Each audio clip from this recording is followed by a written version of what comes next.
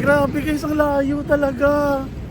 Sana mag-subscribe kayo guys. Ano sa makapingkwit ko? License to ha. Pero, or Hogwarts talaga eh.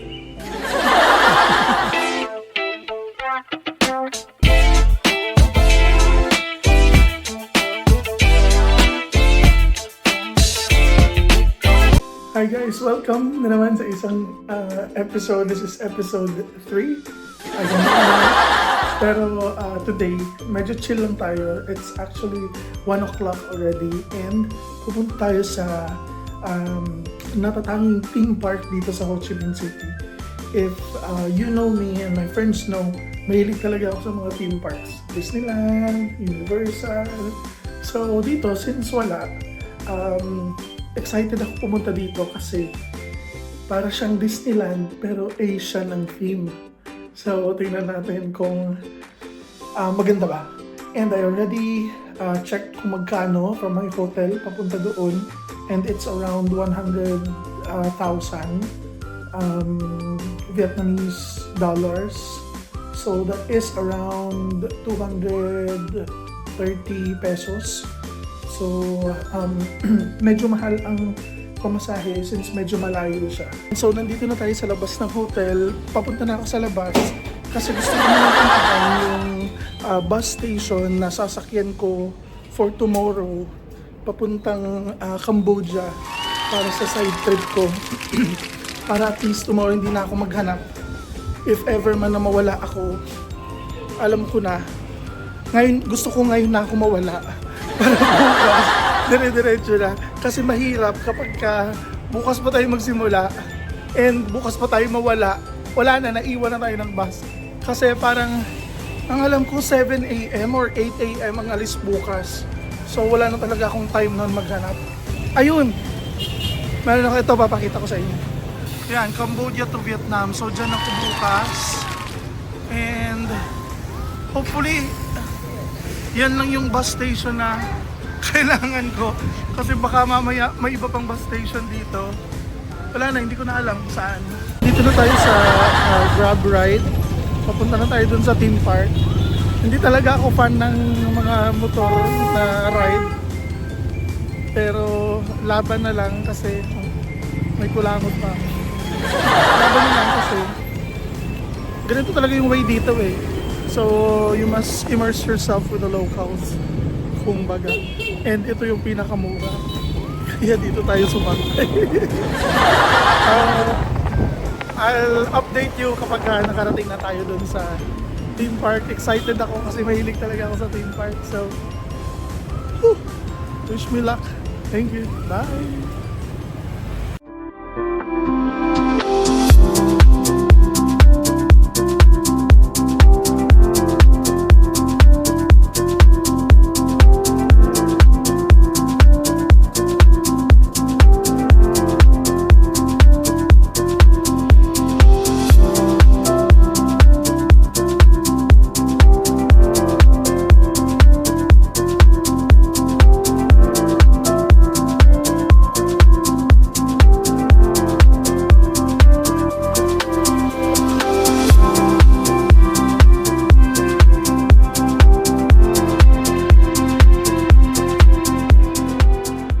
After siguro mga 30 minutes, nakarating na tayo sa entrance ng park.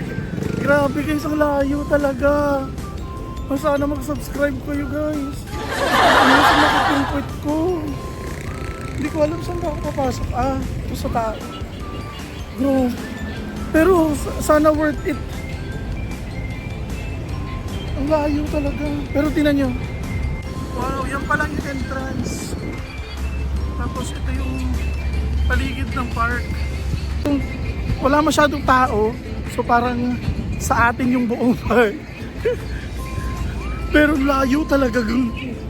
God, kanya guys. So diba, mali agad yung pinasukan natin. Kasi nga hindi ko, parang nawala ako sa wisyo ko dun sa sa layo. Pero tingnan natin dito.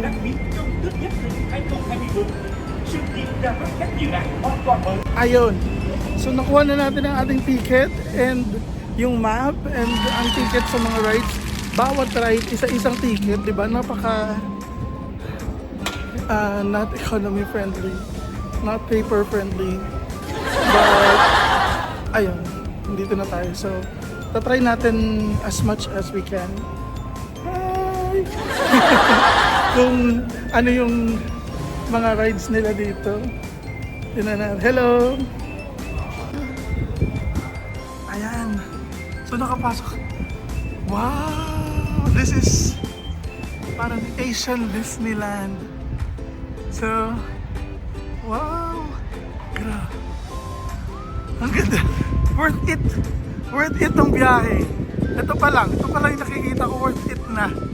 Halaka.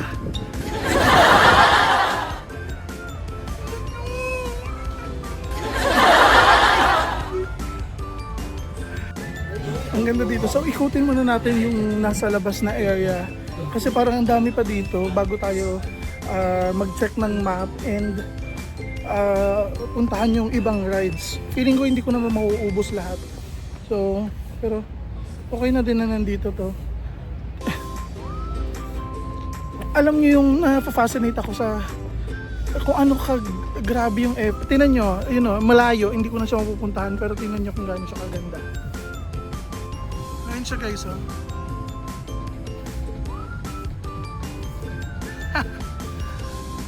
Sobrang laki niya, tapos nasa, alam mo yung the effort, at nandito pala yung ano, oh.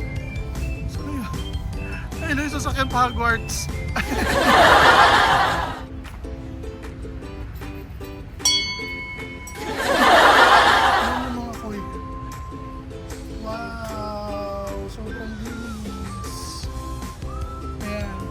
So titingnan natin yung ating tickets. Meron tayo ditong, di ba, hindi ko agad alam. Basta combo daw. Tapos ito yung sa entrance kanina, ni-rip off niya na. Tapos ito yung ride na a combo for adult. Ewan ko ano. Ayan, tapos ito yung parang ano tawag dito? Frisbee. Tapos meron pang Unicorns Palace, ito pala, may mga pangalan pala dito. Unicorns Palace, ito Giant Pendulum, ito naman Snow Castle or Magic Castle, yung main gate yung isa. And then, yung next is, ewan kung ano to, but may 12D ata to na cinema. Tapos may overhead cable tourist car, and gusto ko dyan. Overhead bicycle, ayoko nito. High-speed roller coaster, I'm a sucker for high-speed roller coasters. Rotation of the Universe, parang, ayoko ano yan. Viking boat, ayoko niyan. Journey to the Center of the Earth. Tapos, ano to, Mystery of the Witch. Hindi ko alam kung ano yung Fang Wang Kiem. Sana wag naman close or not available. So, yun lang. Tapos, ito yung map natin for today. Wow. Wow. Ang ang laki pala nga, guys. So, ano naman, no? Comprehensive naman yung map. Same as like sa Disneyland, numbered ang mga places. Tapos may translation din to English. So, ayun lang siya. Yan siya. Ayan. So, maganda naman. So tara, try na natin to and let's do as much as we can sa time na meron tayo. Right now it's 2 o'clock pa lang. So 2, 3, 4, 5. May 3 oras pa tayo. Let's go. Ayan, so pupuntahan na natin ang iba pang mga places dito. I guess ang gagawin ko is start ako sa parang corners. Parang ikutin ko siya from the outside. Going in, parang pa whirlpool, ganun. Wow, whirlpool. Tapos, tingnan natin yung mga, kasi, ang isa din sa reason na gusto ko pumunta dito is because of, yun nga yung mga structure na ginawa nila. Sobrang, alam mo yung pag-suspendan mo ng time to achieve this is already like an impressive task. So, yun yung gusto ko din i-share para ma-appreciate natin sabay-sabay. Tara! Kung ano yung meron dito.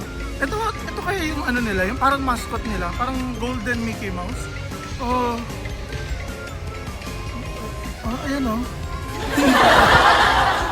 Ayan, parang meron ditong, ano ba to? Parang bus station para makaikot-ikot ka sa paligid. Ayun, taxi service pala nila. So pwede kang sumakay sa taxi service nila and papaikutin ka sa buong park. And so dito meron silang sign na welcome to Soi Tien. And grabe, 29 years na para sila from 1995 to this year, 2024. Halos parang ako lang yung tao and talagang mahirap siyang punuin. But I bet you, kahit ganito lang na parang mukhang wala masyadong tao, marami talagang pumupunta dito kapag ka meron silang mga event. Kasi this wouldn't last 29 years if walang pumupunta dito and there's nothing to sustain this theme park. That's impossible na mag-last siya ng 29 years. So, you know, dito tayo sa parang bridge na may arc na merong mga flowers na umiikot pag nahanginan. Ang ganda. Pag pala kami dito sa, sa city namin. Oh, city! Ayun guys, bumalik ako kasi parang wala naman masyado doon. Dito tayo sa, may Dragon Ball sa dulo. Tingnan natin kasi mukhang maganda. Wow. And I think kailangan mo din talagang mag-taxi, no? If you want to move around quickly kasi malaki talaga siya. And more lakad talaga dito. Pero okay lang naman ako. I'm good. Sige. Tara, let's check this out. So, ano to? So ayan, nandito na tayo guys. Tingnan nyo.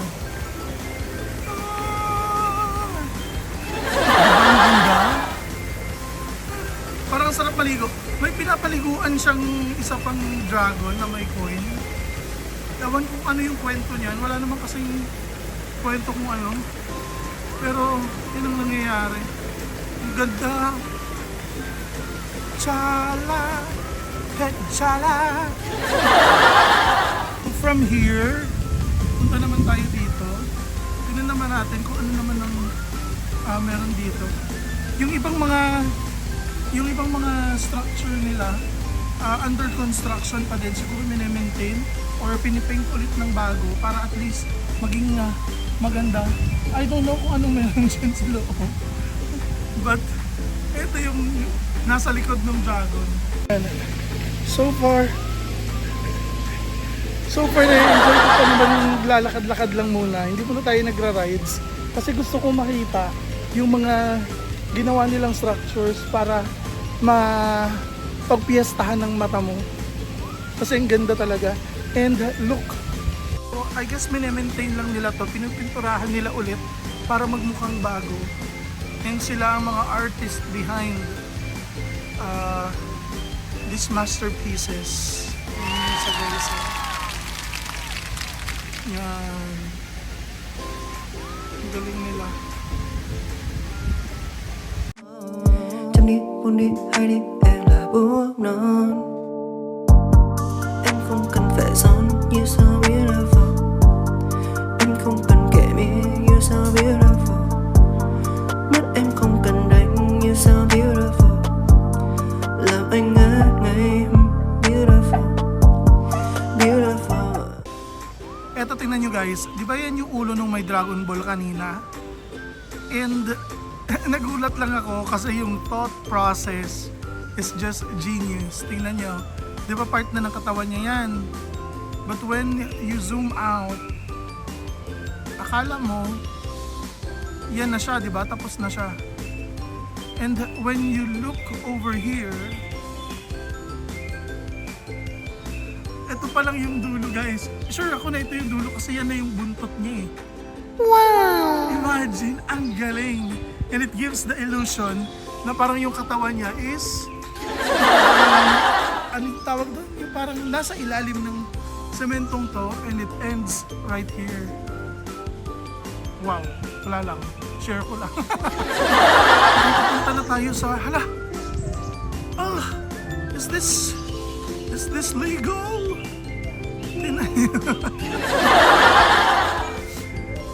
Ewan ko kung license to ha.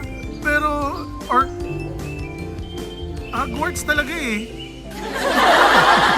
So, tama naman yung spelling ng Hogwarts nila, no? So, titingnan natin kung anong meron dito. Pero hindi talaga, wala sila Harry. Tsaka, yun may mga, anong tawag doon? Mga soul eaters. Ano ba? Kalimutan ko na yung Harry Potter eh. Ito guys, tingnan nyo. Parang pakiramdam ko parang nakakatakot sa loob. Kasi yun death. May nakalagay Death God. Tapos merong dragon dito. Hindi to yung GLT. Luôn theo dõi rừng rậm tiếp chờ